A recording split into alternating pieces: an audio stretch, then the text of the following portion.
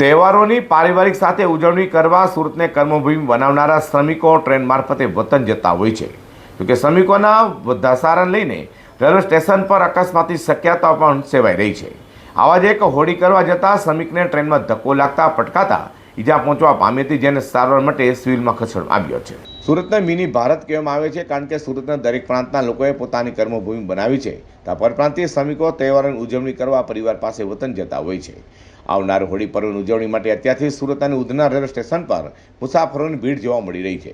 પરિવાર સાથે તહેવારની ઉજવણી કરવા જનારો માટે સ્પેશિયલ ટ્રેનોનો દોડાવાશે, પરંતુ ટ્રેનો અને રેલવે સ્ટેશનો પર ભારે ભીડને લઈને અત્યારથી જ અકસ્માતની સંભાવનાઓ વ્યક્ત કરાઈ રહી છે.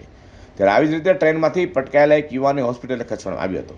વાત એમ છે કે હોળી પર્વ લઈને પરિવાર સાથે એક યુવાન વતન જેવા રેલવે સ્ટેશન પહોંચ્યો હતો. જો કે રેલવે સ્ટેશન પર ભીડને લઈને યુવાન પરિવાર વગર જ એકલો ટ્રેનમાં ચડી ગયો હતો અને પરિવારજનો રેલવે સ્ટેશન પર રહી ગયા હતા.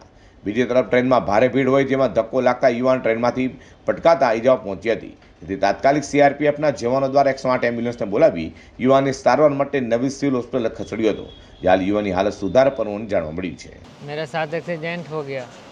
सूरत से जा रहा था बिहार अपने गांव। ट्रेन में भीड़ था, इसकी वजह से धक्का मार दिए लोग। कितनी भीड़ थी ट्रेन में? बहुत ज़्यादा भीड़ थी। क्यों जा रहे थे आप गाँव? मैं होली की छुट्टी में जा रहा था। कौन कौन था और परिवार कहाँ है? मेरी फैमिली थी, वो लोग कहाँ हैं? वो स्टेशन पे ही है। ट्रेन में बैठे और लोग रह गए और हम लोग जा रहे थे और लोग वहीं नीचे रह गए। भीड़ थी इसकी वजह से। कितने बजे की ट्रेन थी? 4:30 बजे की थी। क्या कहोगे, किस तरह की व्यवस्था वहाँ होनी चाहिए? कोई व्यवस्था थी वहाँ पे सही से? कोई व्यवस्था नहीं थी। जब आपको धक्का मारा कोई पुलिस वाले सामने आए जैसा कोई? उन लोगों ने फिर इधर भिजवा दिया दिखाने के लिए, बोला कौन सी जगह आपको धक्का मारा?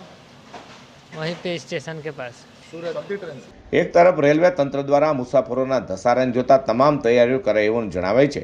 હજુ તો શરૂઆતમાં જ અકસ્માતની ઘટના બનતા રેલવે તંત્ર દ્વારા અત્યારથી જ અલાયદું વ્યવસ્થાપન ગોઠવવું પડશે તેમ લાગી રહ્યું છે, જેથી અકસ્માત સહિતની ઘટના ટાળી શકાય.